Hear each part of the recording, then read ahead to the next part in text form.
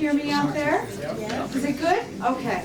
It's wonderful to see you all here today. I know this is an afternoon event, so I know that a lot of people have moved their schedules around to be here. We so appreciate it.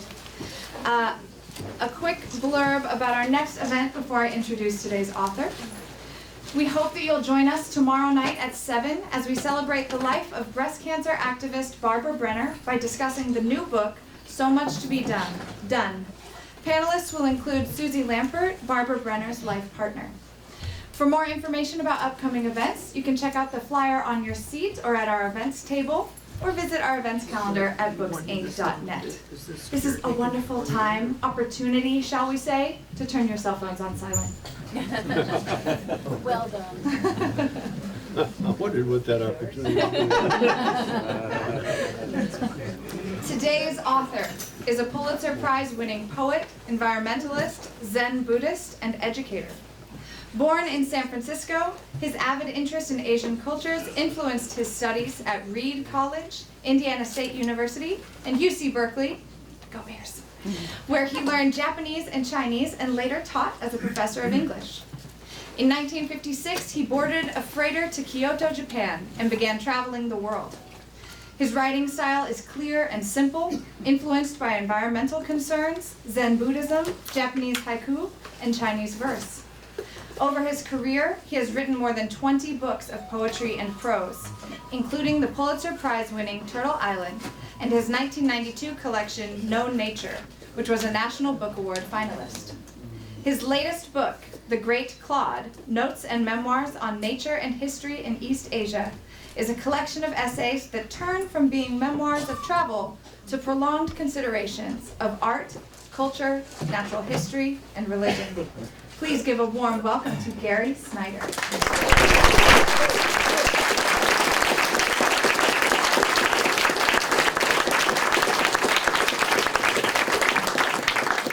Well, I never thought I would be in here again, you know.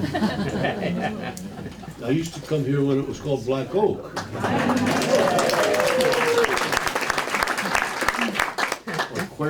Quercus Kelogi, as we say in the Sierra. So it's very nice to be back, and I hope that the Books Incorporated move here is successful, and that they can keep it up and keep going again. So,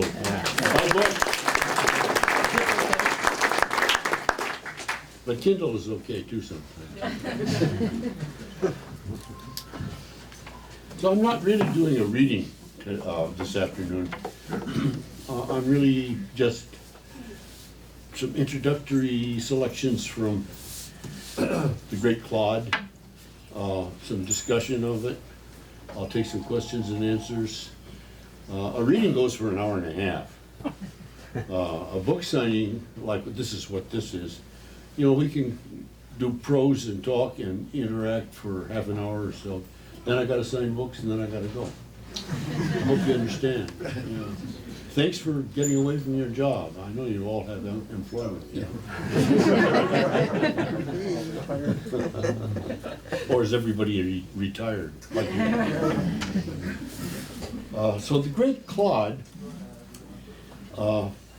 which is the title of this little collection of prose, is a term from Zhuangzi, the Chinese philosopher of the 3rd century BC. And it's the term that he used for planet Earth, that we are standing on, or lying down on, or marching around on, or growing vegetables on, or watching the western pine bark beetles eat up our ponderosa pine on. And interestingly, for example, the Chinese poet Bei Dao, who's a friend of mine who lives in Hong Kong, who was expelled from the Chinese mainland for his politics over the years, but who has a position now at the Chinese University of Hong Kong. Bei Dao is a guy in his 50s and is the most famous poet in China and the most popular probably still. So he says to me, we talked on the phone not long ago, well, what is this great clod? I said, well, it's a Zhuangzi. term. And he says, Zhuangzi, who's that? You said that? Yes. And I said, oh, you know, the 3rd century BC Taoist philosopher. Oh, he said, I never read him. But during the Cultural Revolution, I never went to high school or college either. And so that is not atypical. One of the several things to think about, one is that many of the Chinese people of the generation in their 50s now missed out on higher education completely, and are reconstructing their view of the world as much from European and American models and from learning to be able to read English and European languages as they are reading classical Chinese, which they don't read. I mean, they might be able to read it, but they don't generally read it. Nobody generally reads classical Chinese in all of China. And so a few other corrections about that. The two main languages in China are called Cantonese and Mandarin. Mandarin is the term that's used for the North Chinese dialect. I would call it a dialect. North Chinese, the standard North Chinese as is centered in Beijing, and was adopted after much debate several decades ago in one of the committees, was adopted as the standard language and the official language of the People's Republic of China by about a 1% vote. 51% to 48%, or something like that. 48% voted for Cantonese, South Chinese, which actually includes or encompasses 8 or 10 subdialects. And Mandarin also includes what you might call some dialects.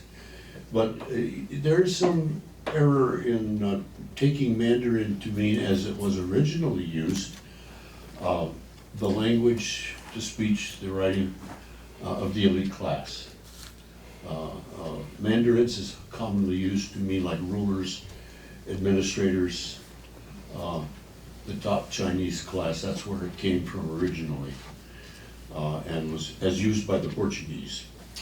But that's not what it means anymore. It just means North Chinese.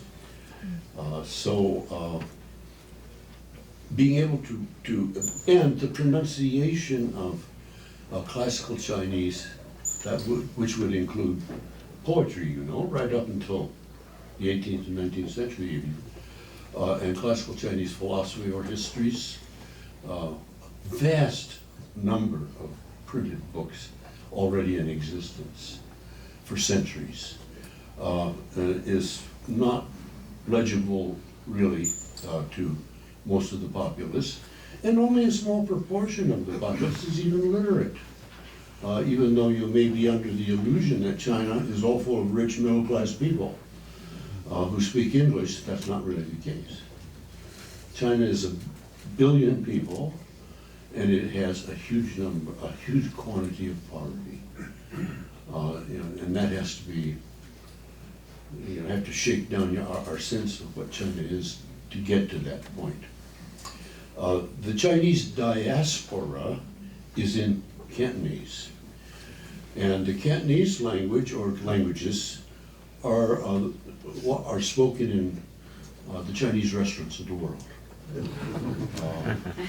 From South Africa to India to anywhere you go, if you find a Chinese population, you'll find one or another variety of Cantonese, but the varieties are considerable, and in many cases are not mutually intelligible even.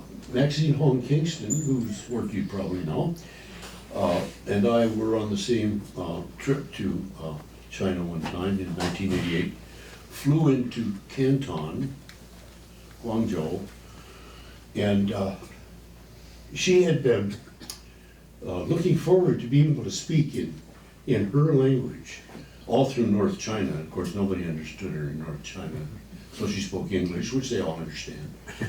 In the elite, they all understand it. And so, talking to the baggage handlers and the people on the tarmac, she said, oh, they don't talk it here either. And finally, you know, the next day she said, well, I got on the bus and went out to my mother's village, and they understood me. You know, that was that specifically located kind of language. Many of those languages are that way. I have a friend up in Nevada County named Hokkaido,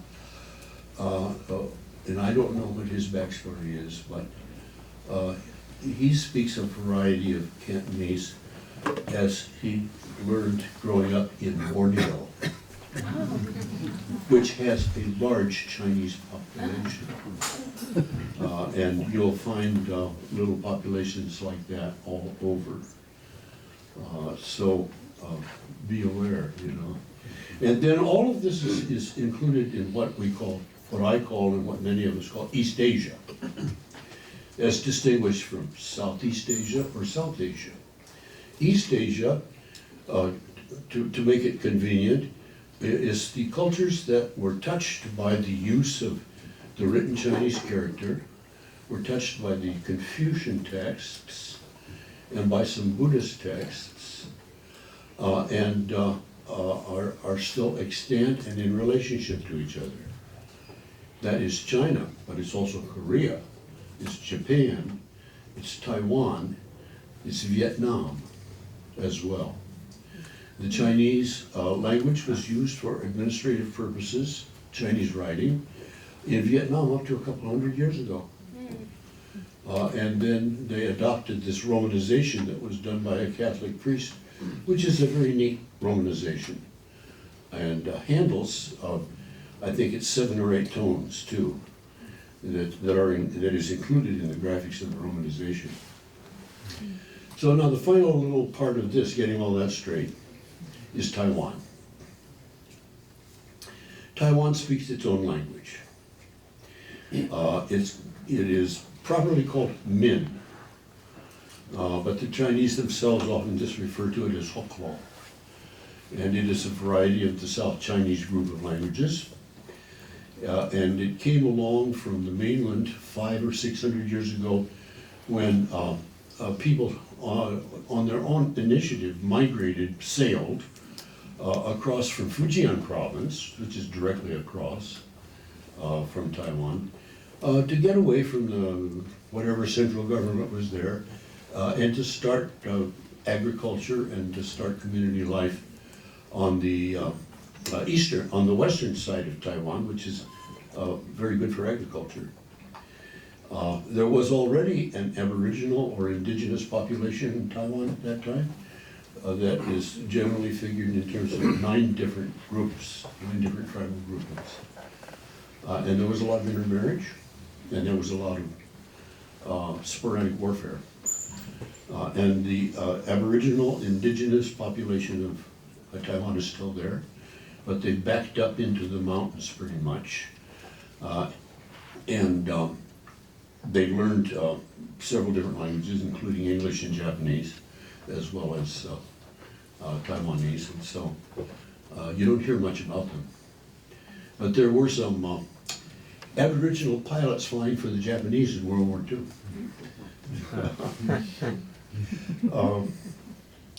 And so when the mainland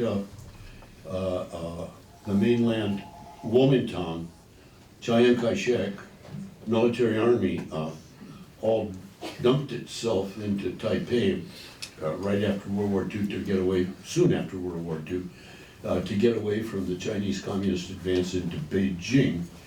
The Taiwanese people of the mainland, of the islands, were not happy. They said, mainland pigs go home. And it eventually turned into a kind of a massacre where about 40,000 Taiwanese people were killed.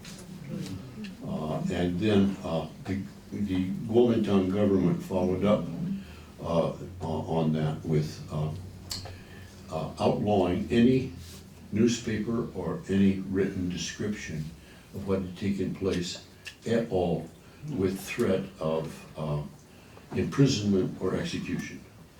And for 20 years, it was pretty much kept from the world that this had taken place. So what's the situation now? The Kuomintang people are all dead and old. The native-speaking Taiwanese are now in control of parliament. The new president of Taiwan is a woman, and she has announced that she is in favor of Taiwanese independence. The United States has waffled on that all through the years and doesn't know what to say now. The mainland says we're going to invade you, but we don't know when. The Okinawans and the Japanese say the American military should go someplace else. Some people say, well, if the American military goes somewhere else, who's going to defend Taiwan from the mainland? It's all very complicated. So you can see about that.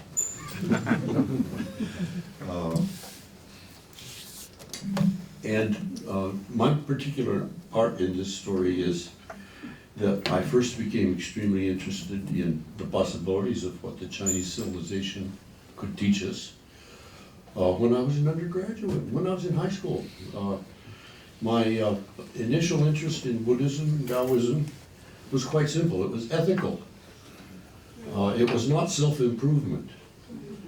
It was the first precept of Buddhism which says you should try not to hurt other creatures, as well as not kill people, but be less harmful towards animals, birds, and whatever. It's called ahimsa, non-harming. And I thought that made good sense. I grew up on a dairy farm north of Seattle. So I followed through on that whenever I ran into something about Buddhist teachings, and also animist and Native American and so forth principles, which include all living creatures in their concern for how you behave ethically. And I finally incorporated a little bit about that in a poem in my latest book of poetry, in which I said, the Ten Commandments lacks moral rigor. How could they have possibly thought it was okay to say, thou shalt kill only applies to human beings and not extend it to other creatures? So that's where I went with that. However, in my younger days in these kinds of studies, it didn't occur to me that the Chinese didn't believe their own teachings. So I'm going to read a little bit that introduces how I got into this work on China. I must say that Bei Dao, the Chinese poet, was really pleased to hear that there was a Chinese Taoist philosopher in the 3rd century BC who had some good words to say for nature. He says, yeah, we think a lot about nature still. Well, it's true, they do. They have to. In 1960, this is from the introduction. In 1969, I had just recently returned to the West Coast from a long residence in Japan. Fully ready to move out to the forests and mountains of the West. I was a bit surprised over lunch one day when David Brower of the newly minted, what I say here is Earth Island Institute, but that's not quite what it was called at that time. Gosh, is Ken Brower here? No, okay, well. Friends of the Earth. Friends of the Earth. Friends of the Earth. Hmm? Friends of the Friends Earth. of the Earth, that's right. It was called Friends of the Earth at that time, yeah. He proposed that I go back to Japan, specifically the northernmost island of Hokkaido. He wanted me to write a piece on the environmental issues of the island and its remaining indigenous people, known as Ainu. He proposed that I travel together with a photographer, saying that the finished article would then be used to enlarge people's understanding of the island of Hokkaido and possibly help the world resist the development of the Winter Olympics plan that had come up for the Sapporo area. What he really wanted was ammunition against the proposed Olympics, which he never got. And the Olympics went through. Though I'd been in Japan over 10 years, I'd never gone to Hokkaido. I had climbed and hiked through the high mountains of Honshu, been out to the north coast, and on the southern island live volcanoes, but not to the woodsy north. I'd studied up on the indigenous people, the Ainu. I knew something about the Hokkaido brown bear and Ursus arctos, cousin of the North American grizzly. So I was drawn to learn more, though I never had paid much attention to the Olympic Games. In '71, having finished building a little house in the northern Sierra, moved in, books, tools, family. Thus, somewhat able to take off for a couple of months, I decided to do it. He introduced me to photographer Franz Berko. We made our plans. Brouwer promised to cover the airfare and travel expense and eventually pay a little share to Berko and me.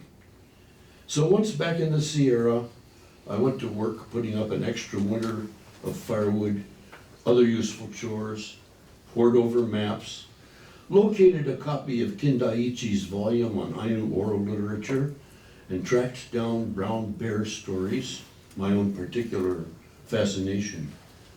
And so our time in Hokkaido was scheduled for the summer of 1972.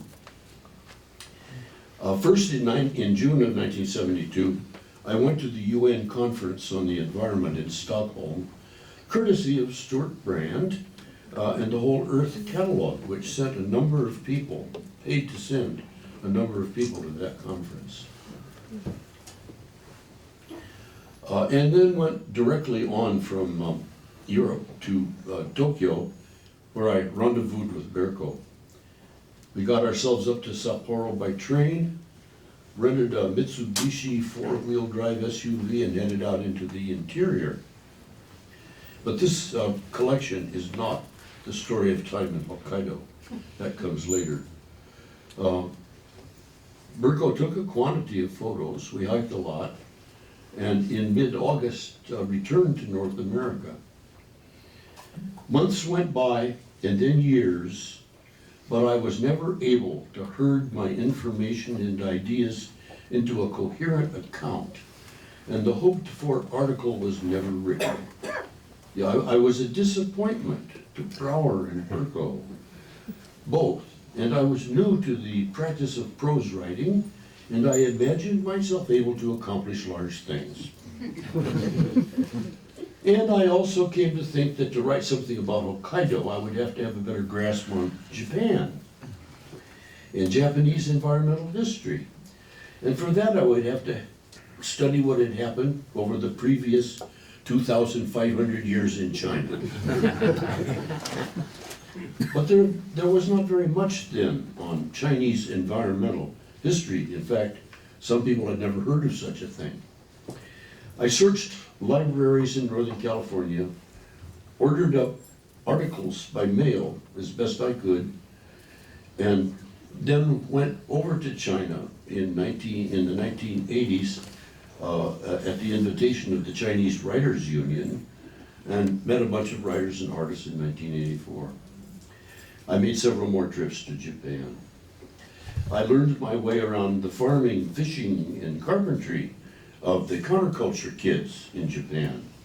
And then Mark Elvin's great groundbreaking book, The Retreat of the Elephants, came out, and Vaclav Smil's work on contemporary Chinese environmental problems. So I began to think that my research and writing was too late and too eccentric to be of use. I had my own sort of skewed, nature-loving fanaticism as a boy, and I don't know where that came from. The big stumps of the original Douglas fir and western hemlock forest of the Puget Sound region surrounded my childhood dairy farm. The forest I grew up with was huge stumps, small new firs, little cedars, dense shrubby trees like cascara and vine maple, a few wild hazels, and a forest floor of salmonberries, Oregon grape, salal, and native wild blackberries.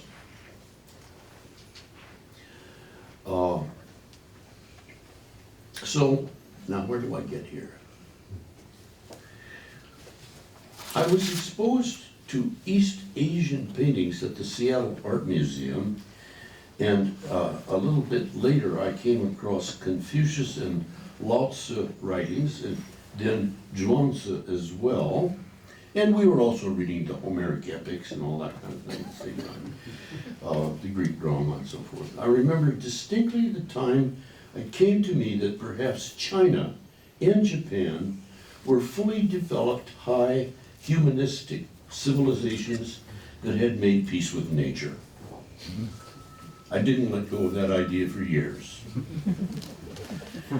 Over a dinner with a friend who asked me why I had gotten interested in China while still so young, I surprised myself right out by saying I got interested at an early age in